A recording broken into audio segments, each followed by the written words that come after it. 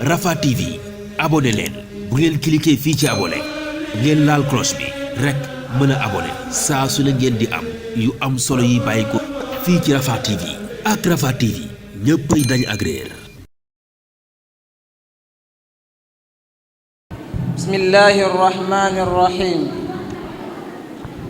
alhamdulillahi rabbil alamin wassalatu wassalamu ala alhadi alamin wa ala alihi wa sahabatihi alghurri almayamin wa man iqtafa atharahum ila yawmi ddin. rabbi shrah li sadri wa yassir li amri wahlul uqdatan min lisani yafqahu qawli. amma ba'd, assalaamu aleykum wa rahmatullahi taala wa barakatuh.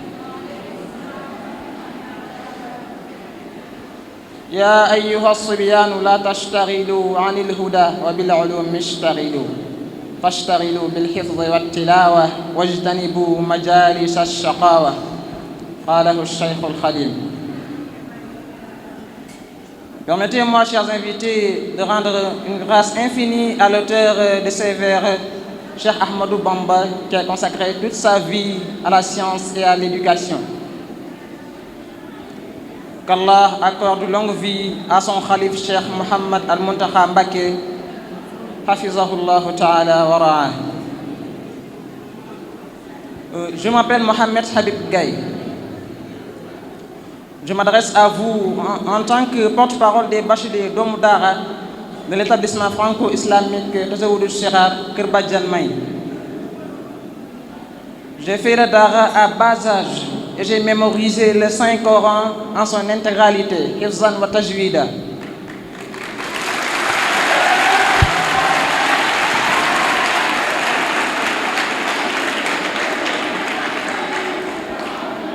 Je fus lauréat au concours du récital de Saint-Coran du Grand Prix Sénico, édition 2016, et dans beaucoup d'autres concours régionaux et départementaux.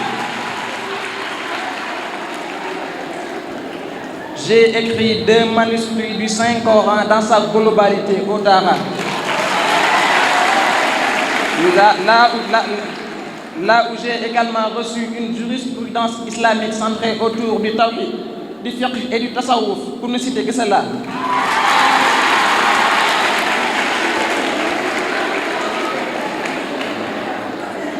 Après mes débuts à l'élémentaire avec le cycle Majalis, à l'année scolaire 2016-2017, j'ai réussi à obtenir mon baccalauréat en 2023 avec la mention bien grâce à la formation accélérée.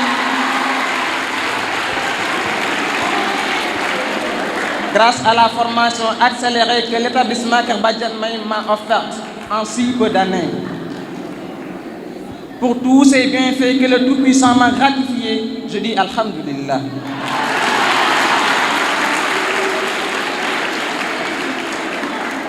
Je tiens chaleureusement à remercier mes parents qui m'ont toujours indiqué la voie à suivre.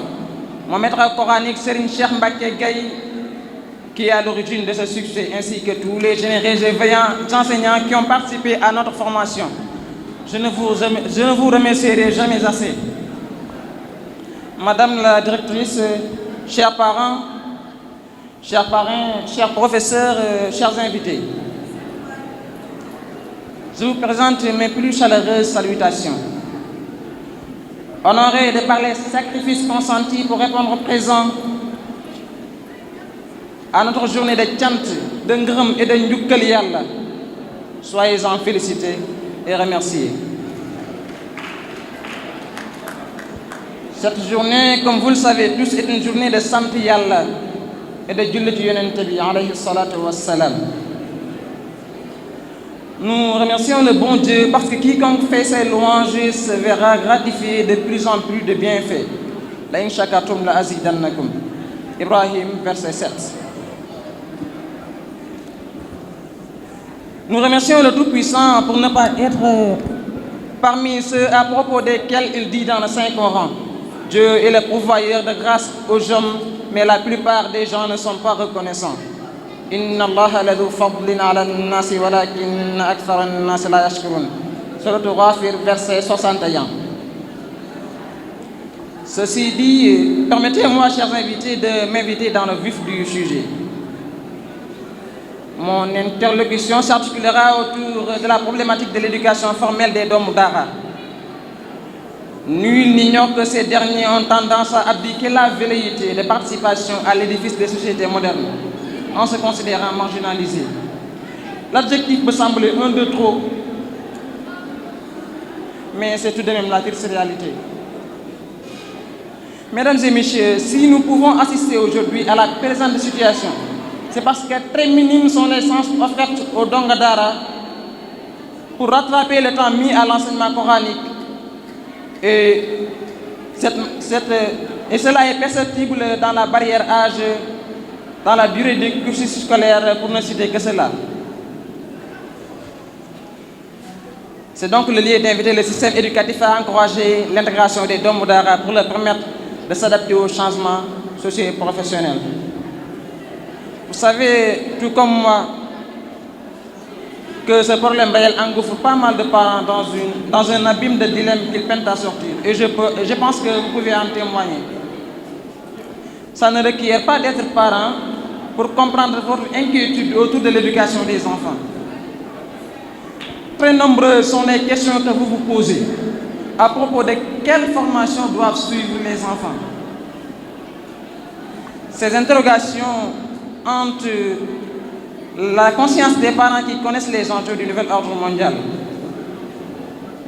Cette inquiétude, mesdames et messieurs, est plus que légitime, mais vous conviendrez avec moi sans doute que des solutions, il y en a toujours.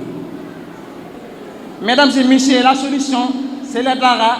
La solution, c'est le Daara et c'est le Daara d'abord.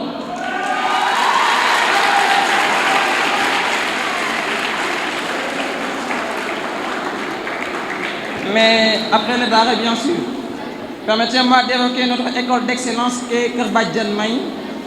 Je n'emprunte pas le mot pour le seul plaisir de l'entendement, mais je dois dire que Kër Badiane May est l'incarnation de l'excellence dans toutes ses dimensions et vous pouvez en témoigner. En réponse à ceux qui probablement m'attaqueront d'être au service du marketing, je leur dis que je n'exagère pas l'expression, mais je veux simplement parler le plus justement possible. Avouons, l'établissement Kër Badiane May a redoré le blason de l'enseignement dans notre localité et aux alentours. Vous pouvez en témoigner. Il a mis en place les conditions nécessaires pour que quiconque commence par le Daara ait la possibilité de bénéficier d'une formation de qualité. Le service rendu ici vous permet d'exceller aussi bien dans l'enseignement coranique que dans les autres savoirs. Notre établissement permet par ailleurs à quiconque commence par le Daara d'être en mesure de rattraper le temps mis, mieux de surclasser ses semblables à travers la formation accélérée qu'elle met à sa disposition, tout en pérennisant l'éducation islamique acquise au Daara. Et je peux en témoigner. Me voici un parfait exemple de la présente situation. J'invite tous les Doomu Daara à bénéficier de cette offre.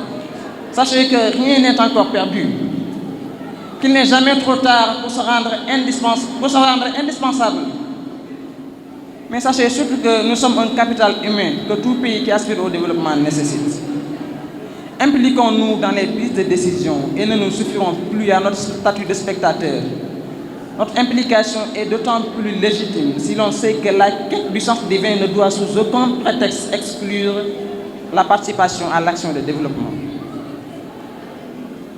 Cette participation à l'action de développement qui est une mission inhérente à l'humanité.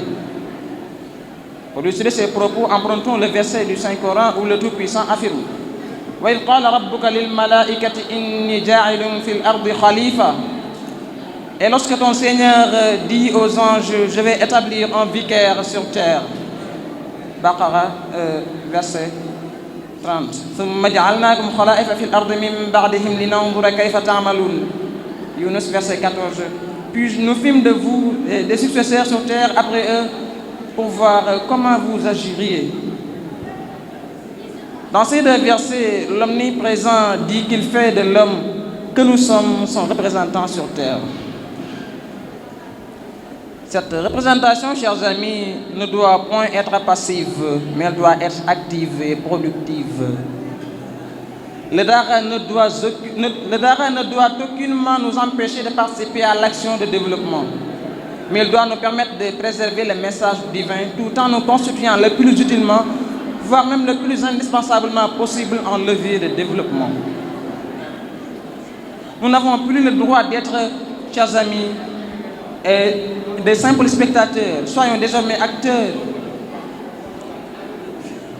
Vous avez sans doute souvent entendu cette fameuse expression « tout ce qui se fait sans toi se fait contre toi ». Nous devons apprendre et cesser de nous plaindre, s'imposer et imposer. Imposons l'excellence. En parlant de cette dernière à nouveau, je dois préciser que c'est le fruit d'un combat acharné et d'un travail fignolé. Ça demande de la persévérance, de l'engagement et surtout de la discipline tout en étant patient avec soi-même et en continuant à progresser vers l'objectif académique que l'on s'est fixé. L'excellence n'est pas un idéal comme le prétendent d'aucuns. Elle est encore moins chimérique. L'essentiel, c'est de s'y atteler.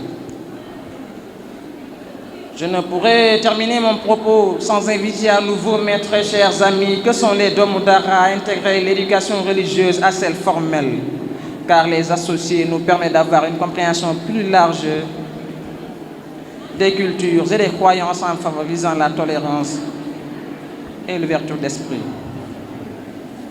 Cette association est d'autant plus légitime et bénéfique que l'institution religieuse joue un rôle actif dans la préservation de l'héritage socio-culturel, comme elle fait sienne la contribution au développement humain. Voici pour ce faire un cadre propice, un bijou qui œuvre au service de l'équité sociale des Doomu Dara et qui leur permet de relever le défi de l'excellence. Je veux dire par là l'établissement Kër Badiane May. Sur ce, je vous remercie pour votre aimable attention.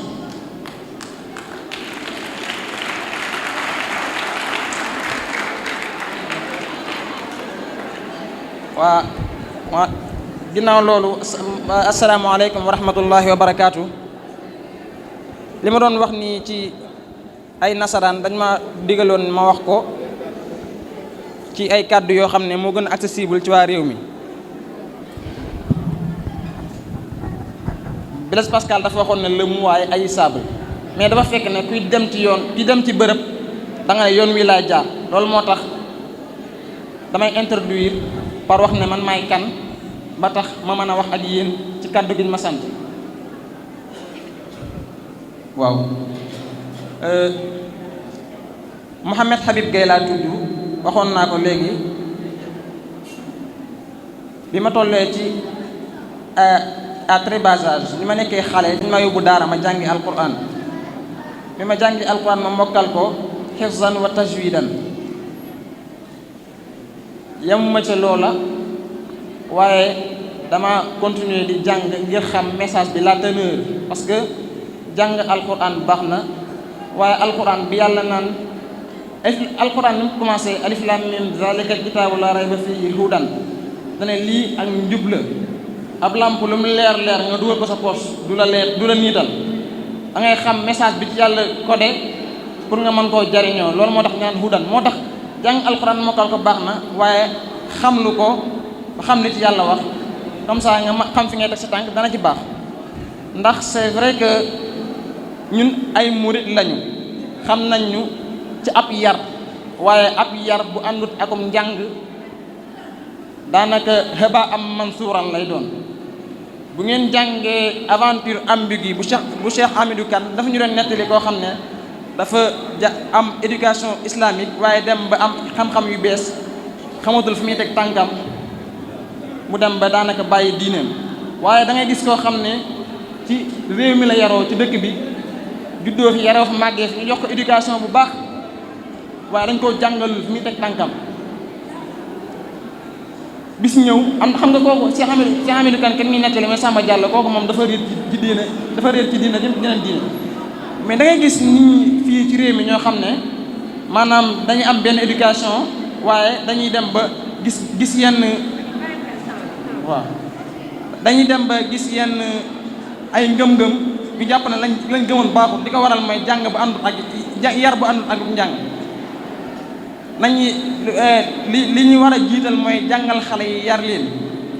njàng mi nag moo ci mënta ñàkk, ndax xale boo jàngal bu yaruwut it dana yaru waaye xale boo yar rek bàyyi ko te xamul fi muy teg tànkam ëllëg lu ne mën na koo fëkk man da ngay gis koo xam ne danaan man lii laay pratiquer ëllëg mu gis lee daana lii de moo nur lu gën a jub c'est parce que li muy def day tâtonner mais nit bu fekkee jàng nga ko fexe nga ba li muy def mu ne bërëb lii nangam laa ko teg ci teg si sàngam laa ko teg kenn du ko fëkk te li gën a bon mooy investir sa doom ba pare ñu fëkk ko.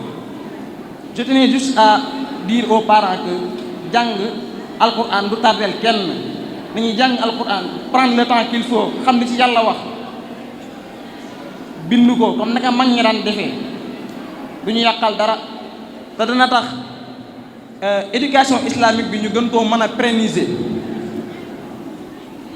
ndax ay valeur joxuñ ñu ko ci école bi waaye valeur islamique yi ñu koy joxee ca daara ja ku amul valeur yi nga xam ne daara ja mi la koy jox boo duggee ci école bi rek am na xam-xam boo xam ne boo ko amul yóbbaale woo ko lu ne mën na laa fëkk dañuy jiital daara buñ paree luñ ciy teg ñu teg ko ci daara tàddeelul kenn loolu laa amoon loo xam ne bëggoon naa koo jàllale ci kàddu yu wolof ginnaaw loolu may sant ñëpp di leen gërëm ci seen xerawlu gi ngeen xerawlu ci samay wax waaleykum salaam wa rahmatullahi wa barakaatu. Comme il a si bien dit, c'est pas parce que dangaa def école coranique rek que ni boo demee français tu vas pas réussir, bien au contraire. Donc on va accueillir sans tarder Dame Seck qui a lui aussi fait le même parcours que Mohamed Habib Gaye et ça lui a permis d'avoir son BFM et il y a sorti comme étant le premier du centre, donc on le félicite beaucoup aussi. Dame, bismillah. Assalamu alaikum wa rahmatullahi ta'ala wa barakatuh. Chers parents, chers professeurs, chers camarades élèves, chers invités. En ce jour de chant, je ne pourrais commencer par une parole autre qu'Alhamdulillah. Lui qui, par sa grâce et sa bonté, nous a accordé de si bons résultats au CFEE, au BFM et notamment au baccalauréat. Subhana man a'jaza khalqan darkuhu wa shukruhu azza wa jalla mulkuhu. Néanmoins, on ne peut admettre remercier Dieu sans pour autant remercier ses créatures à travers lesquelles il nous a fait parvenir ces résultats. Conformément au hadith, man la yashkurin nas la yashkurillah. Dieu, à travers des individus qui eux aussi, armés de bonté et d'un ardent désir pour notre réussite, nous a fait parvenir ce pourquoi nous le remercions aujourd'hui.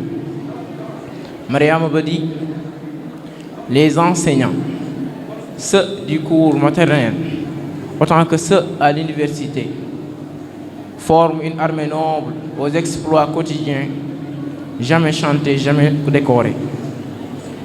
Armée toujours en marche, toujours vigilante, armée sans tambour, sans uniforme rutilant. Cette armée-là, disons à piège et embouche, plante partout le drapeau de la savoir et de la vertu.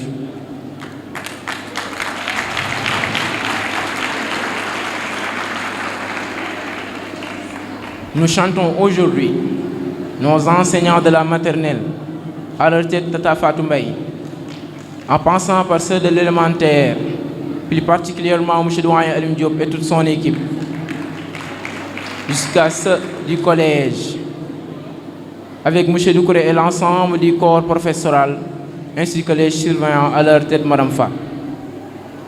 Je me permets de reformuler les paroles de Mariam Ba pour vous dire, comme vous aimez ce sacerdoce, humbles instituteurs, comme vous servez avec foi votre métier et comme vous vous dépensez pour l'honorer.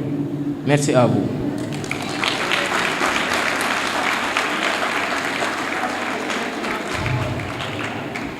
J'aimerais cependant m'adresser aux élèves qui viennent tout juste de terminer le cycle élémentaire et comptent enchaîner avec le cycle moyen.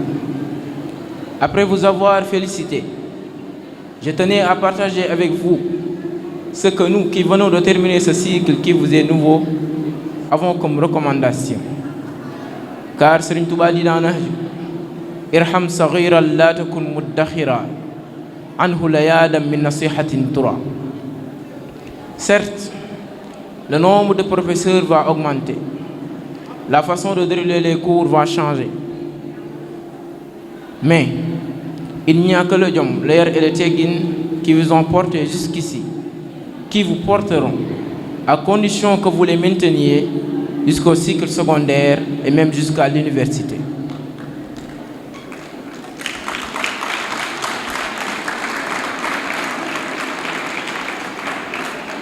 L'on dit souvent qu'une course de relais se gagne ou se perd pendant le court instant où l'on se transmet le témoin. Ce n'est pas certes le moment le plus difficile de la course, ni celui qui demande le plus d'énergie, mais il requiert plus de concentration et d'attention. Ce court instant est considéré ici comme le temps que l'on passe dans la classe qui débute chaque cycle, à savoir la classe de 6e et la classe de seconde pour d'autres. Par conséquent, vous êtes appelés à un maximum de concentration, plus d'attention à l'endroit du professeur pour bien asseoir les enseignements apprentissages de cette classe afin de terminer aisément le cycle moyen. Après une bonne fondation, la hauteur de la construction ne dépend plus que de la volonté de l'individu. Et vous avez reçu la bonne fondation à l'élémentaire. Chers cadets, la hauteur de la construction du savoir ne dépend plus que de vous. En outre, je partage avec vous les paroles d'un sage qui disait que jadis, on travaillait par la force des bras. Puis une génération après, on travaillait par la force des bras, mais il fallait encore un peu de connaissance. Puis cette génération est passée, et la force des bras fut remplacée par les machines. Puis, cette génération est encore passée. Et arrivée à notre génération, la force des bras est grandement négligée au profit des connaissances acquises et maîtrisées. L'homme est allé plus loin encore. Nous avons tous entendu parler de l'IA, l'intelligence artificielle, qui aujourd'hui remplacera plusieurs métiers à ce qu'il paraît. De ce fait, tout ce que l'on ne connaît pas dans le monde d'aujourd'hui est un manque à compléter. Ceci est perceptible dans les paroles de Serigne Touba où il dit فقدموا العقائد السنية مجردات عن فرا ومريا وبعدها الفقه وبعد الزين علم التصوف المزيل الشين وبعدها لا بد من آلات للبحث في الحديث والآيات كالنحو والعروض والبيان ولغة العربي والمعاني فسارعوا طرا إلى التعلم وجاهدوا النفوس بالتفهم ولا توخروا التعلم إلى كبركم فذاك يهلم العلا.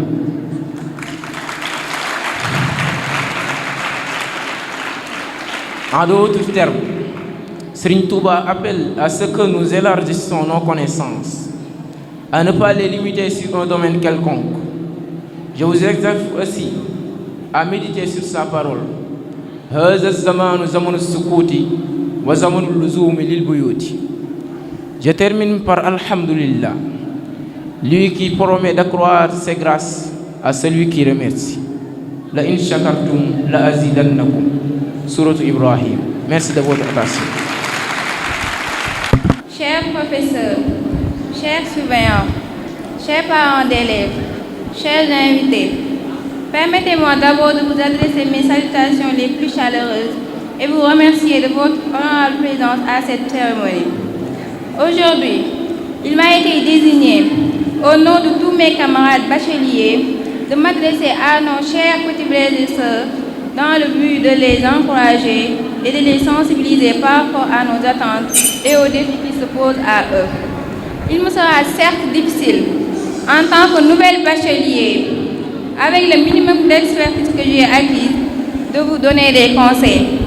Chers élèves, permettez-moi de vous dire que l'examen du baccalauréat est l'aboutissement de toute une formation, de l'élémentaire au secondaire. Il se prépare donc avant la terminale.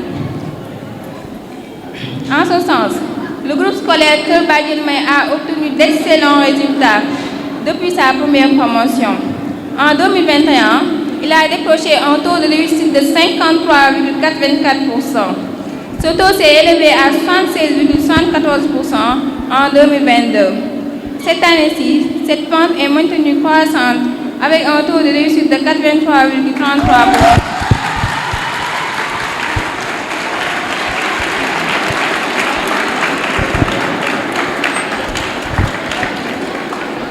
Nous disons Alhamdulillah à ces résultats, car nos efforts et sacrifices ont été récompensés par la grâce d'Allah subhanahu wa ta'ala.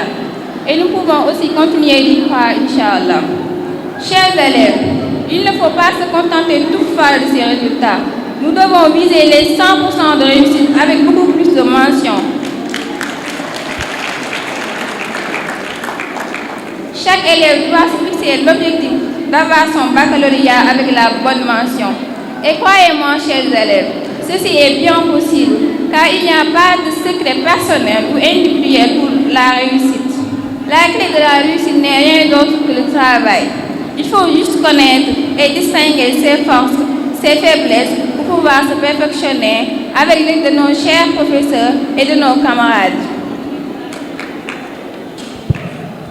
C'est cet engagement, chers élèves, qui vous poussera à se perfectionner et à atteindre de hauts niveaux de performance.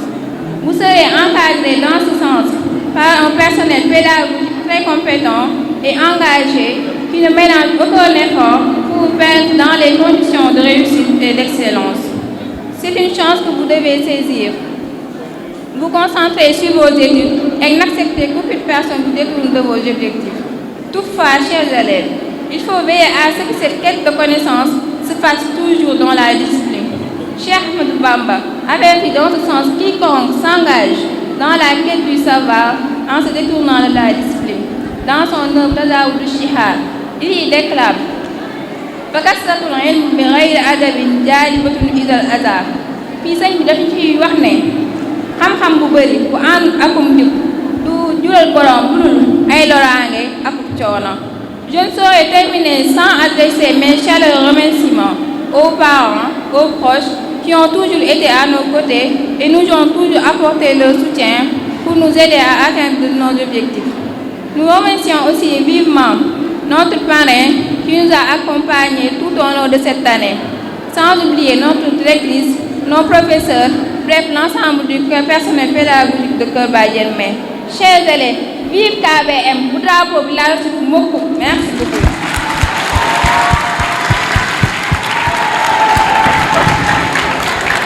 Merci Anta. Wax ji am na solo. Maintenant, on va accueillir Ndeye Fatou Lo. Elle va aussi vous parler et vous conseiller. Ndeye Fatou Lo. Chers parrains, messieurs et madame membres de l'administration, chers élèves et parents d'élèves, bonjour. C'est avec beaucoup d'émotion que je prends la parole aujourd'hui pour vous exprimer mes sentiments de joie et de fierté. Je ne ferai qu'appuyer les dires de ma camarade Anta Sine. Je peux dire que personnellement, ce que la vie m'a appris, c'est que rien n'est impossible. Il suffit juste de croire en soi. Baisser les bras ne doit pas être une option, il faut toujours persévérer.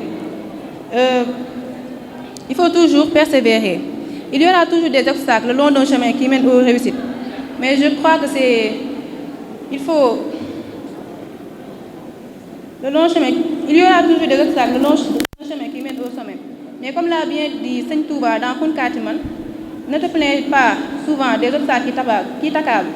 Sois courageux et fais de telle sorte que les gens croient que tu ne manques de rien. Une façon de vous montrer qu'il faut rester fort, apprendre de ses erreurs, se relever après chaque chute pour sauter beaucoup plus haut. Le lycée est une période de transition, je dirais, une période remplie de moments de doute. Vous allez sûrement douter de vos compétences, de vous-même, vous remettre en question, etc. Mais quand des objectifs sont fixés, la rage de réussir vous dompte et vous amènera à la réussite. À chaque fois que vous doutez de vous, pensez à toute cette population derrière vous, qui croit en vous, qui a placé tout son espoir en vous, et pensez surtout à l'image que vous voulez voir de vous-même, à ce à quoi vous valez. Le bac ouvre plusieurs portes, je dirais, donc il faut le décrocher avec la manière. Par conséquent, soyez conscients du fait que c'est le moment de valider 13 années d'études. Je n'aurais jamais pensé en arriver là aujourd'hui, mais je pense que c'est grâce à ma propre détermination que j'en suis là aujourd'hui par la grâce d'Allah. Les gens ne peuvent que vous accompagner, mais c'est à vous de faire le travail. Une occasion de remercier le groupe scolaire Keur Badiane-May, un établissement pas comme les autres, qui offre une excellente formation académique et religieuse. Rigueur et excellence le caractérisent. Je tenais également à remercier nos parents qui ont fait beaucoup d'efforts et de sacrifices pour assister à la réussite de leurs enfants. Tout leur revient. Au nom de tous les élèves de Keur Badiane-May, je tenais à remercier chaleureusement notre parrain pour son précieux soutien à notre cause. Il nous a accompagnés du début à la fin. Alors je ne peux que le remercier et le souhaiter le meilleur. Longue vie à M. Sankaré. J'ai rencontré à Keur Badiane-May des personnes formidables que je garderai en vie et j'en sors avec beaucoup de bons souvenirs et ce fut une merveilleuse aventure passée à vos côtés. Sur ce, merci pour votre attention. C'est tout ce que j'avais à dire.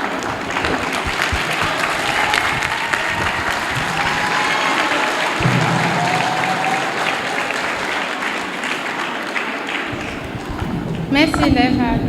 Comme nous l'avons dit, il faut croire en vous les enfants. S'il vous plaît, croyez en vous. Donc comme nous l'avons dit, le drapeau, vous pouvez le faire, Inch'Allah, et vous allez le faire. On compte sur vous, donc travaillez, ça va venir, Inch'Allah. Maintenant, on va donner la parole à Sokhna May Mbacké, qui va parler au nom de tous les anciens élèves de Keur Badiane-May. Bonjour chère directrice, chers professeurs et membres de l'administration, bonjour chers parents et invités, et bonjour chers camarades. Mon nom est Sokhna May Mbacké, j'ai été élève de l'établissement Keur Badiane-May de 2011 à 2020. Je suis là aujourd'hui car j'ai été désignée pour parler au nom des anciens élèves de notre chère école. Car oui, c'est toujours notre école. Même s'il est vrai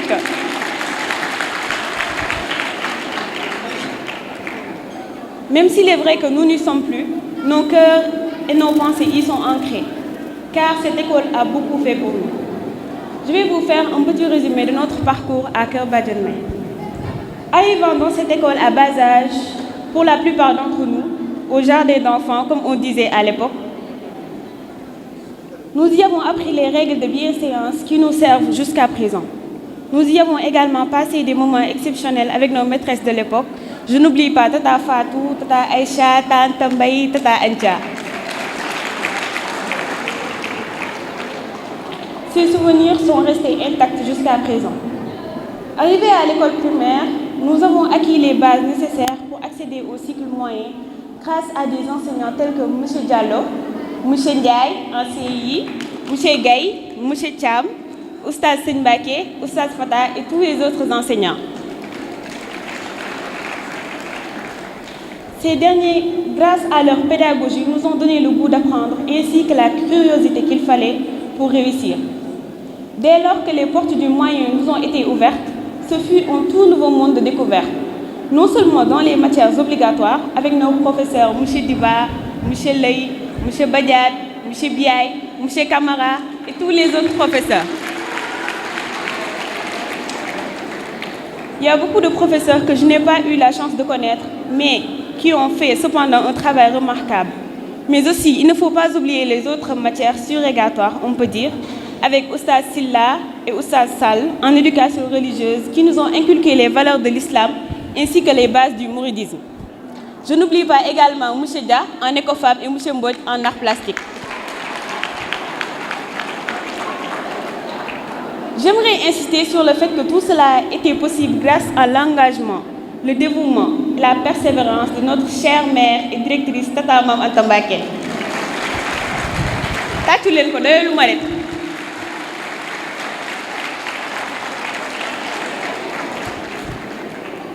Celle qui nous a toujours considérés comme ses enfants, celle qui se préoccupe de notre réussite jusqu'à présent, celle qui pense à notre avenir et veut que l'on soit toujours les meilleurs. Notre réussite est en grande partie, et je peux dire en majeure partie, grâce à elle. Je vais le dire en wolof parce que mënu ma ko wax ci tubaab. Tamante amuñu sa fay. Mbacké li ñu defal mënuñ ko woon amee feneen. On peut dire qu'il y a un certain moment de notre vie où on passait plus de temps avec vous qu'avec nos propres mamans. Vous nous avez donné l'éducation qu'il fallait, les valeurs qu'il fallait. Vous avez forgé notre caractère. Ba fu ñu dem ñu naw ñu.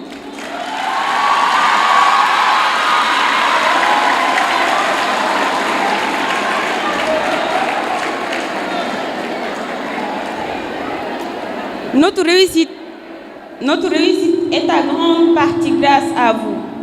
car vous nous avez permis d'adhérer à une école d'excellence qui laisse son empreinte à tout ce qui y passe, ne serait-ce qu'une seule année, et forge le caractère de ceux qui y restent des années, comme c'était mon cas. Tout cela, nous vous le devons. Alors, un grand merci à vous. Amouni Safai, je le répète, Amouni Safai Tamanta.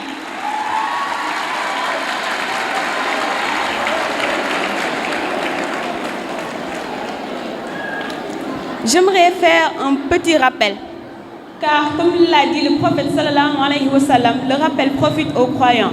C'est un rappel, mais c'est aussi un appel. Et ce message s'adresse à tous les élèves de Kër Badiane May. Vous qui êtes toujours présents, concentrez-vous. Veuillez acquérir tout le savoir, forgez-vous, approchez-vous de vos professeurs. Ndax li ngeen fay jëlee war naa ni mënu leen koo am feneen. Comme le dit un adage, on ne se rend compte de la valeur d'une chose que lorsqu'on la perd. Alhamdulillah, ñun ñàkkuñu Badiane May de, car si on l'avait perdu, on ne serait pas là aujourd'hui.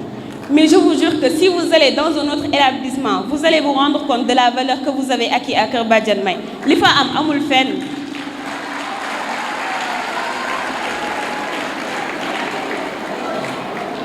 Alors ceux qui sont présents, veuillez bien faire passer le message aux élèves absents.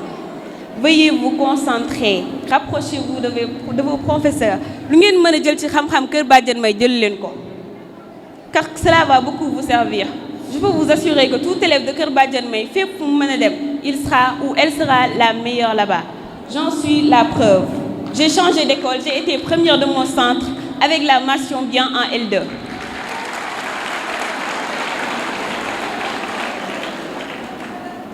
J'aimerais terminer mon discours en disant que Kër Badiane May a été l'une des plus belles choses qui nous soit arrivée.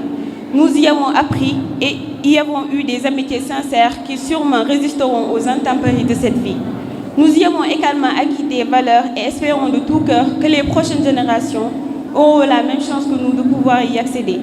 Nous souhaitons également à notre chère directrice et mère, Tamam Anta, d'avoir la capacité nécessaire pour réaliser les projets qui sans doute rendront cette école plus prestigieuse et recommandons à tous les parents résidant à Touba d'y amener leurs enfants. Je ne peux pas cependant terminer sans féliciter ma promotion. Félicitations, vous l'avez fait. Merci de votre attention. maa ngi nuyu ñëpp waxuma nag ci turu waajur yi waaye seede rek la seede ñoo ngi sant yàlla bu baax a baax tey bisu sant la kon da ciy baax ñuy seede yenn yi école Kër Badiane May école bu am solo la danaa ci ñëwaat léegi waaye dañoo bëgg a jiital nuyoo rek ñuy Cheikh Mouhamadou Mountakha Mbacké ñaanal ko yàlla mu yàgg fi lool te ànd ak wér nuyu mbooleem waa Kër Badiane May ñëpp rek ki nekk ci njiit li soxna Ma Anta parrain bi nga xam ne sunu doyen la ci liggéey bi ak mbooleem ñi ciy jàpp ñëpp rek ci niveau buñ ci mën a jàppe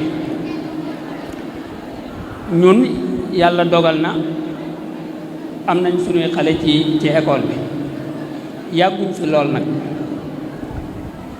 waaye biñ fi indee xale yi ak léegi gis nañ ci ak soppeeku yàlla dogal na tamit ñun ci système bi la ñuy liggéey inspecteur lañ boobaak léegi ëpp na fukki at ak juróom daanaka def nañ dëkk yu bari gis nañ tamit bokk nañ ci atelier ay séminaire yu bari ay ndaje yu bari ci wàllu jàng gis nañ école privée yu bari waaye liñ gis fii gisuñ ko feneen musuñ koo gis feneen néewuñ amut de waaye xam naa bariwul moom ci Sénégal ndax dafa am ñaari mbir yu école bi tàmbalee réussir yoo xamante ni buñ ko yàlla dimbalee mu am ci ndam loo xamante ni du bari école yu classique français yu koy am fii ci biir réewum Sénégal bi ci njëkk mooy défi complexe xeeb sa bopp jafe-jafe xeeb sa bopp ñàkk a nawloo sa bopp école bi mi ngi ciy def liggéey bu ama am solo ndax mi ngi tax xale yi di xam ñiñ doon xam liñ doon xam liñ am xam nuñ koy sàmmee xam ne ay sénégalais lañ ay africain lañ ay jullit ay murit yooyu yëpp ak ñeneen ñu dul murit ñoo xamante tamit doomu réew mi lañ waaye ñu ngi sàmm seeni valeur loolu lu ama am solo la surtout ci jamono ji nga xamante ni adduna bi dafa ubbeeku ci duutu tëju ubbeeku na ci duutu tëju ku ci taxawu wut njaboot gi ba wut ñu fëkk foofu nag école bi mi ngi ci def liggéey bu am solo ndax doomu daara bi nga xamante ni dafay génne ci daara école bi am na taxawaay boo xam ne bu ñëwee du réer ci système mu école bi ci loolu lépp ko may mooy dafa def li ñu wax système majalis muy système bu ama am solo boo xam ne xale bi bu jógee ci daara ji bu ñëwee la mu fa jëlee woon ci mokk ci alquran ci xam-xam ci ay jikko yu baax day fexe ba sàmmal ko waaye it xale bi nga xam ne mës sa jaar daara dafa jóg rek dugg ci préscolaire wala mu dugg élémentaire dana fa fekk système bu ñuy aaree valeurs yi ba nga xam ne xale bi la mu xamoon ci kër ga ci jikko yu baax dafay mel ne da koy sàmmal loolu lu ama am solo la boo xam ne école yu bari foofu la ñuy raté foofu la ñuy échoué muy benn muy complexe bi dafa fexe ba décomplexé xale yi loolu lu ama am solo la bi ci des mooy dafay allier diggante informel ak formel daara nga xam ne daanaka c'est informel nekkul ci système éducatif bi daanaka ci at yu mujj yi rek la ko état bi commencé jox yenn yitte yi mu fexe ba moom mu di ko intégré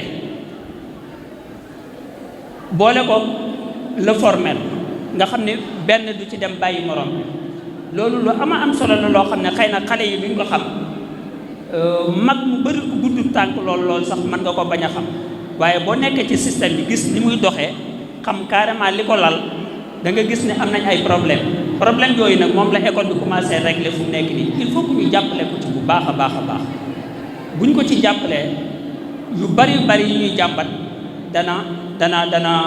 dana saafara fii boo taxawee boo gisee xale bu taxaw di wax doo xam ndax kii franco arabe la génne wala fan la génne tellement que macha allah ni muy waxee dafay set ay xalaatam day leer ci boppam ca ba noppi daf leen a tàggat ñu commencé ñeme nit ca loolu la leadership lay jariñ jiit ëllëg ku ko bëgg a nekk il faut que ñu tàggat xale yi ñu mën a taxaw ci kanam mbooloo mën a wax seeni xalaat leer ci seeni bopp loolu lu ama am solo la ci école bi mi ngi ciy réussir kon félicitations soxna Ma Anta ñoo ngi lay ndokkeel bu baax a baax di ndokkeel xale yi yëpp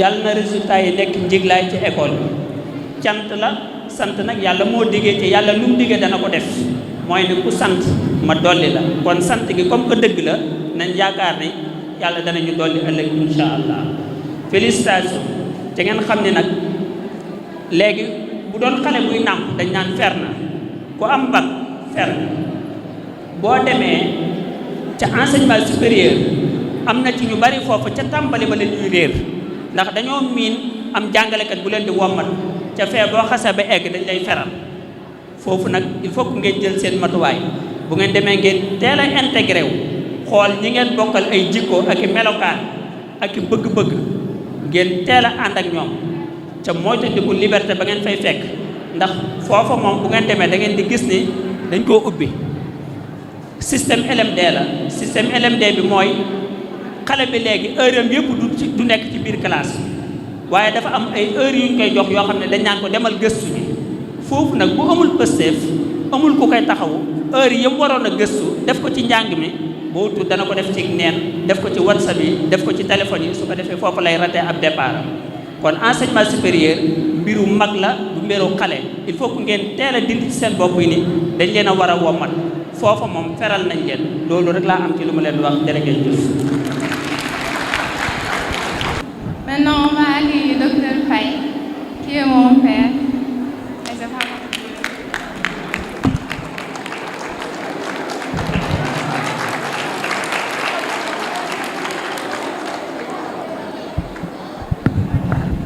auzu billahi mina sheytaani rajim bismillahi rahmaani rahim auzu bi kalimatillahi tamaati min sharri ma xalaq wala hawla wala quwwata illa billahi al-aliyyil azim bismillahi allazi la yadurru ma'a ismihi shay'un fil ardi wala fis samaa'i wa huwa samiul azim rabbi anzilni munzalan mubarakan wa anta khairu munzilina allahumma ya wahidu ya ahadu unzu bika min syarri sakinil baladi wa min walidin ma walada. Assalamualaikum warahmatullahi taala wabarakatuh. Mbokk jullit yu tedd yi fi teew ñoo ngi leen di ziyaare yéen ñëpp di leen nuyu bu tedd di leen xamal ne bésu tey bi bésu sant la, bésu digalante la, bésu ñaanalante la. Su ci xajee tamit ñu mën a joxe ay suggestion. Sant suñu borom moom mi nga xam ne ci sañ-sañam moom al azizun lu ko neex lay def te kenn du ko laaj lu tax moo ñu defal li yëpp bañ yegg si fi tey. Kon ñu ngi koy sant bu wër bu ñu sañoon ñun parents d'élèves yëpp koy teewee tey waaye yàlla mooy dogal lu ko neex ci diggante bi. ñi ko fekkewul yàlla na leen suñu borom bi xare ci àjjana yi gën a kawe. ñu sant te julli tamit ci sang bu tedd ba ca Medinatu Munawwara Seyduna Muhammad sallallahu taala wa sallam. Sant sëriñ bi nga xam ne nag moo waral lépp ba ñun ñu làqatu fii ci Touba ak suñuy njaboot ngir am lan li sëñ bi bëgg ci ñun ak suñu njaboot ñu mun ko jëmbat ci suñu njaboot. Sant bu wër sëñ Muntaxa Bachir moom mi nga xamante ne balaa ñuy def examen yi man de bokk naa ci ñi dem waxtaan ak moom ne ko sang bi ñaanal ñu. Sang bi ne lan la docteur ma ne ko suñu doom yi kat ñoo war a dem examen te waxtu wi jot na. Ba ma koy wax ne ñi ma ci xam sax ñu ngi def examen ci fi ñuy wax les pédagogues sëñ Muntaxa lañ ko tuddee sëñ bi dafa ree ne man de yéemu naa ndax man yëguma ko sax fan. Kon nag ñu ngi koy sant bu wër di ñaan mu yàgg fi lool te wër te ñu yàgg ko ànd ak moom ba mottali yéeneem yépp. Bu cant gi boobu weesoo dañuy sant administration bi nga xam ne ñoo xalaat lii. Dañuy wax lëg su jotee ci alom na ko gërëmee coy bi yéeg. Gis ngeen Touba ana Habib gis naa sa discours yu bari ak monsieur Mboup le philosophe ak suñu kilifa gi monsieur Faye waaye na ngeen xam ne ñaari at ba Lat Joor Jóob nelawee ba sëñ bi bind Matlabul Fawzeyni ba jublu ci liggéey bi Touba ba jamono 2000 amaguñ woon liñ bëgg ci Touba pour jàngal suñu doom yi. Benn école moo fi nekkoon bu sëñ Cheikh Gaynde Fatma ca Tokóor ba fa lañ doon jéem waaye élémentaire rek lañ doon def projet bi mu doon fu xat mbooloo mi mënuñu fa daje ba année 2000 soxna si yàlla xiir ko ci lu am solo. ñiy jàng xeetu xam-xam yu sori yi bay présenter seeni travaux de mémoire wala thèse bu ma doonee sa directeur de mémoire lu ma lay njëkk laaj mooy li nga bëgg a def ndax am na originalité ndax répondre na aux besoins ci ñi nga xam ne ñoo ciy liggéey ci wet boobu ne Ma Anta dafa ñëw 2002 fi jàkkaarloo kër sëñ Modou Boussa Dieng ñu ngi koy fàttaleku man bokk naa ci parents yi njëkk a yóbbu sama doom Mohamed Saliou Mbacké Faye jamono bi ma nga France ma ngay góorgóorlu mu ngi ci jikko yi ngeen ko defaloon. Kon moom moo ñu dimbale gëm projet bi ñun ñëpp ñu jàpp ci ak ñi nga xamante ne ñoo ko jàppale mooy staff administratif bi yëpp ak le corps professoral bi nga xamante ne ñoom ñoo waral lii yëpp tey jii ak surtout nag ñun parents d'élèves yi nga xam ne li ngeen def yëpp ñun rek ngeen ko defal dëgg-dëgg nag. Kon ñu ngi leen di sant di leen gërëm sant bu amul benn yemukaay jërëjëfatee. Bu cant gi weesoo baax na ñu ñaanal suñu doom yi li ngeen am yal na leen jig te ngeen muurloo ko te yeneen diplôme topp ci ndog bañ leen yàqal seytaane bañ leen a këf ndax yéen a ngi doog a dugg ci dëgg li ñuy wax problème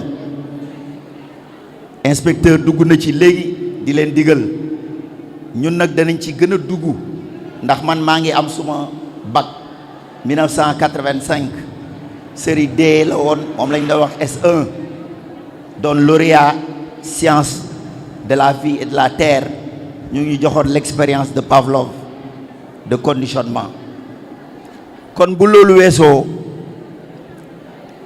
ñu ngi ñëw ci ki nga xamante ne moom mooy parrain bi nit buñ koy utal parrain ay jikko parrain ba moo tax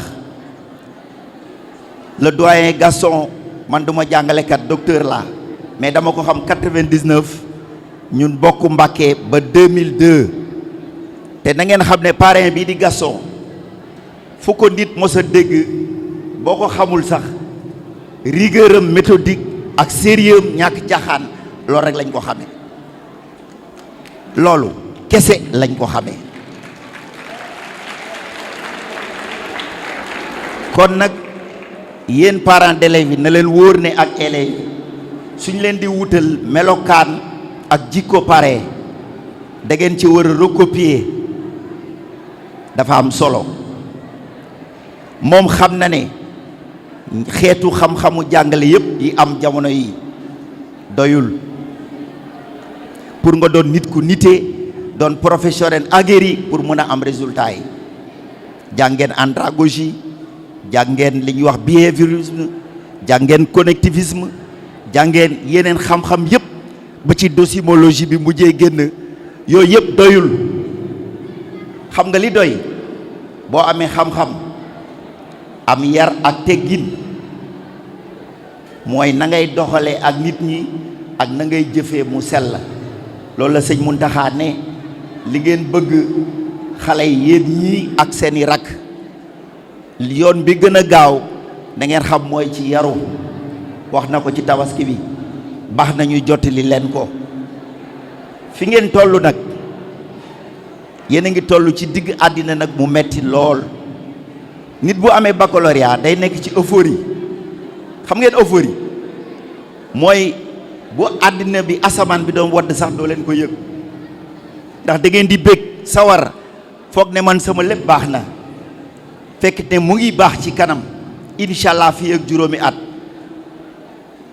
xam ngeen lu leen koy may nag mooy li leen ñoom monsieur Mbuub doon jàngal jot na pour que ñu fàttali leen xale yi ngeen gën leen a jàppale dañ leen jàngal logique jàngal leen raisonnement jàngal leen esprit critique ba pare jàngal leen discernement loolu mooy objet de la philosophie xam lan mooy dëgg la vérité boo ko xamee nga fexe def lu baax boo paree nga jub nag am yërmande ci nit ñi loolu mooy objectif philosophie ñi ko xamul ñoo naan day dofloo nit waaye du dofloo nit kon soxna maam Anta ñu ngi lay ñaan ak monsieur Ngom monsieur Faye ak yeneen professeurs yi nekk fële ngeen dimbale ñu ci xale yi teel leen a jox ay conseil orientation ku am baccalauréat choix bi ëpp solo mooy nga bañ a juum fan nga war a dem bindu ji ndax université yi Sénégal benn rek moo fi nekk université d'excellence moo doon bu Saint-Louis te yàq nañ ko université boo dem amphithéâtre ba ëpp ay 1000 personnes ñuy rang ci buntu escalier yi pour mën a bind professeur boo laaj li nga waxoon du la tontu cours magistral danaan la demal nga jëndi travaux dirigés bi wala nga dem jëndi fascicule ba loolu moo nekk université Dakar moo nekk Saint-Louis moo nekk fële nga xam mooy Casamance moo commencé nekk fi nga xam ne mooy Bambey kon dimbali leen ñu ngeen gën leen a conseiller ndax attente ak li nga xam mooy besoin dañuy def li ñuy wax corrélation entre aptitude ak capacité te yéen a xam xale yi ñun seen i baay rek lañu ak seen i ndey ak seen i tànta conseiller leen ngeen gën ci jàpp ba ñu bañ a def erreur de choix bu dul loolu mooy indi ñaari at après nga def cartouche yàq sa avenir yëpp indi yeneen coono. kon nag jërëjëf monsieur Mboup dégg naa la sukun kaatiman bi nga doon wax léegi moom nga leen tekkil ci français jikko yooyu nag bu leen foog ne sëñ bi góor ñi la ko wax waaye jigéen ñi noonu la boo déggee mu ne moytu leen jigéen ñi toll ci sëy ak ñi sëy ba pare na ngeen xam ne góor ñi sëy ak góor ñi sëyul tamit te jigéen ñi yéen a tax may wax ndax mirage yu Dakar ak yeneen dëkk yi bu mu leen këf jamono bi ñu amee yaakaar ci yéen na ngeen gën a fonk seeni valeur culturelle muuru bi ngeen di def nii maa anta sonn ci lool ku ñëw suba teel mu ne la hee kaay yaa arab ñëwal fii diw nii kaay dafa bëgg ngeen jekk rek defaru ba jekk ni ko diine lislaam bëggee foo leen dem na ngeen continuer mel noonu loolu moom lañ leen sant li ci des maa anta Mbàkke paraay nee nañ jamono dafa metti del wàññi yokk bi at bu jot nga yokk wàññil yóbbante la jamono neexul dañuy dimbale rek ren moom bu mu am benn yokk dégg ngeen waaw bu mu am benn yokk waaw li ci des mooy yow ak sa corps enseignant da ngeen ñuy dimbale ndax collège d'excellence ngeen wax waaye xam nañ ne monsieur Faye da ngay dem ba ci digg bi am ay élèves yu bëgg a jógee feneen bëgg a dugg si Kër Badiane May na ngeen ñuy dimbale directeur Ngom ak sa staff ngeen di def ay tests psychopédagogiques d'aptitude avec le dossier des élèves suñu bokkee ci corps excellence nga doog leen a jël bu dul loolu gis nga ren dama ñaan ba sonn pour am 100% waaye 80% laa am dama muñ rek sant yàlla waaye 100% nag la ñuy bëgg heure bu jot da ngeen def test d'aptitude bu loolu weesoo ma anta dimbale ñu travaux pratiques ak travaux dirigés laboratoire dañ koy yokk équipé dimbale ñu ci yokk équipé ko pour les séries scientifiques booy def science physique il faut que ngay def ay tests chimique wala physique ak électrique ba dimbale ñu ci mu gën a baax bu ko defee sëñ bi jàppale ñu ci ay ordinateur kon ñoo ngi leen di sant yéen ñëpp di jéggalu guddaay wax bi waaye cant la ak ngërëm la ca des ak ñaan la kon nag ndi ko sëñ bi di waxee ci Matlabul Fawzeyni yéen xale yi yéen lay waxal ñi am bac ak ñi amul bac kon nag wasaawi daani wa ay ni abat wa tayril xalba wa saayil jasad wa habla naa tey sira wal fala fikiltaay daare ni wa najaa jërëjëf sëñ Saliou Mbacké.